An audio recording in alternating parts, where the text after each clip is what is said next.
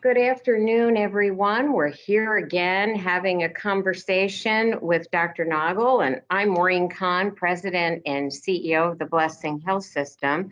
And Dr. Chad Noggle is a neuropsychologist with Blessing Physician Services and part of the Blessing Health System. So, we've got a lot of employers who are so excited. They've just reopened their businesses again. They've been closed and they're excited. I've never seen so many tents in Quincy. The restaurants are back open and they're doing everything they can to, stimulate their economies, stimulate the community's economy.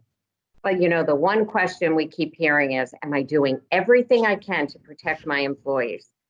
And, they're following all the guidelines. Anything that you can say, anything that you might add that we haven't already said? Well, I think, what it really comes down to is, by and large, most employers are conscientious, caring people who want to protect their employees. And that's where that concern comes from. They want to take care of the individuals who have entrusted them to take care of them in many ways. So I think if an employer has done that and has worked to achieve the goal of following the guidelines and parameters set forth in terms of safe opening and remain vigilant of conditions going forward, then they've done everything that they can. And they should rest assured that they have done everything in their power to make sure that they can have a safe and successful opening. Mm-hmm. No, I think you're quite right. And, employers who are worried are the people who are trying to do everything possible to protect their employees. I think you're right there. And then, we had for a little bit of time these crazy yard signs that were up. And, I've got this young grandson who is learning how to read. And it's always great when they look out and they want to read those signs. And I said, oh boy, this is interesting.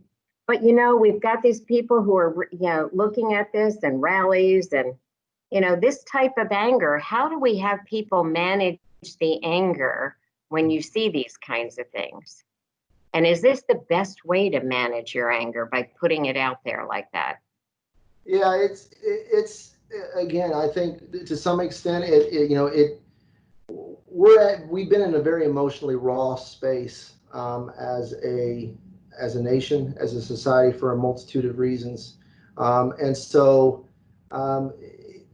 people feed off of that. But I think where it starts is understanding really the psychological reason of anger. Anger occurs when pain is combined with some anger triggering thought. Thoughts that can trigger anger include negative personal assessments, or assumptions, evaluations, or the interpretation of situations that makes people think that someone else is attempting, whether consciously or not, to hurt them.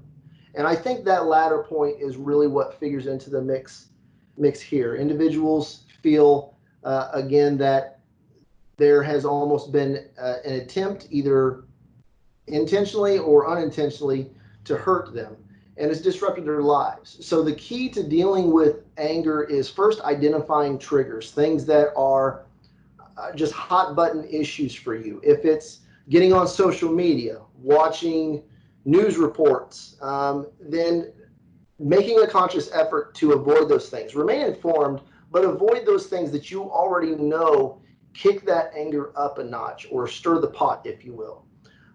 Talk to somebody about these concerns, as long as it's in a constructive way. And if it needs to be, talk with a professional, because anger can seep out of one area of your life and seep into other areas and affect you in a multitude of ways and those around you.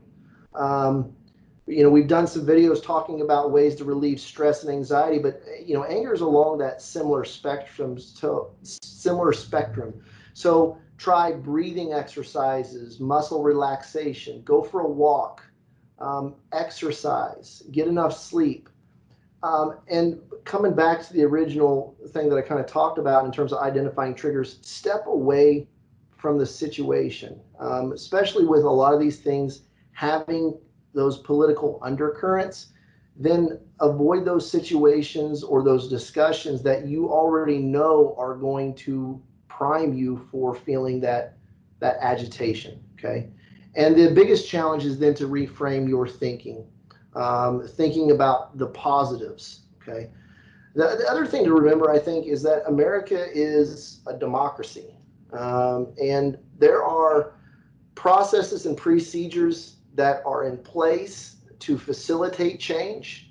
And research is pretty consistent and history is pretty consistent that threats do not work. It just simply does not work in terms of eliciting change. So all you're going to be doing is actually putting yourself in an angered state with really no positive outcomes as a result. Okay. The key is to remember that for all of us, at any one point in time, and sometimes more than we even realize, we're role models. We're role models because we work for Blessing, for this community. We're role models for people in our lives, for our children, our grandchildren. And a good way to kind of think about how to approach a situation is imagine that individual is right next to you watching how you're acting or watching your behaviors. Would you act the exact same way? Some individuals will also do this from a spiritual or religious standpoint.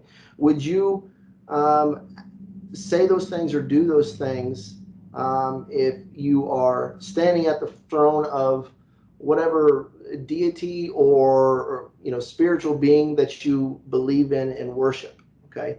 The biggest tip that I can provide beyond that is just focus on the positive. There are encouraging yard signs out there as well. In fact, with the reopening of our community, Blessing even has I believe it's the north entrance from the Adams County Together project, where it's supporting the Opening Up Together initiative and effort. So I think that's the healthier focus, is to think about how can we introduce positive thinking into the dynamics of our current situation.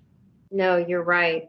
And that sign, certainly that campaign that's being done by so many organizations together in this community saying we're opening up together, and has developed all the toolkits for the businesses to help them open up effectively and do this well so that we can be successful and generate a successful economy again.